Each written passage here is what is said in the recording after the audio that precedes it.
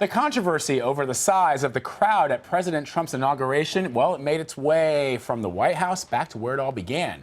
During a nomination hearing, the president's budget nominee, Mick Mulvaney, was asked if he thought the crowd for President Trump was larger than the turnout for President Obama. Mulvaney was then asked whether he would use alternative facts, a term used by a Trump aide to describe the dispute over the crowd, when advising the president. I have behind me two pictures that were taken at about the same time of day in 2009 and 2017. Which crowd is larger, the 2009 crowd or the 2017 crowd? Senator, if you allow me to give the disclaimer that I'm not really sure how this ties to OMB, I'll be happy to answer your question, which was from that picture. It does appear that the crowd on the left-hand side is bigger than the crowd on the right-hand side. Thank you. The president disagreed about this in his news report. He said, "It's a lie. We caught them. We caught them in a beauty," referring to the press reporting. Says it looked like 1.5 million people.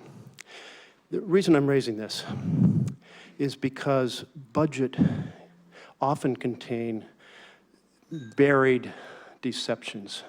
You and I talked in my office about the magic asterisks. This is an example of where the president's team, on something very simple and straightforward, wants to embrace a fantasy rather than a reality. In fact, it's come up a lot because Sean Spicer, the press secretary, said that the photographers framed their photos to minimize the enormous support on the mall. In other words, a conspiracy thesis, and went on to say it was the largest audience to witness an inauguration, period. I gather you would disagree with the press secretary. Well, I'm happy to comment on the photograph. With your caveat. I'm not familiar with the statements, so I do agree that the photographs were as you represented. Thank you. Chuck Todd noted in his conversation with Kellyanne Curry that you had just had a press secretary at the start of his time in office present a falsehood to the press and to the American people. And Kellyanne Conway responded, "You're saying it's a falsehood. Sean Spicer gave alternative facts." Are you comfortable, as you proceed as a key budget advisor, presenting falsehoods as simply an alternative fact?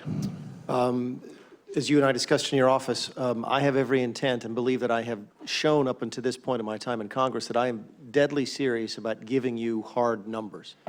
And I intend to follow through on that.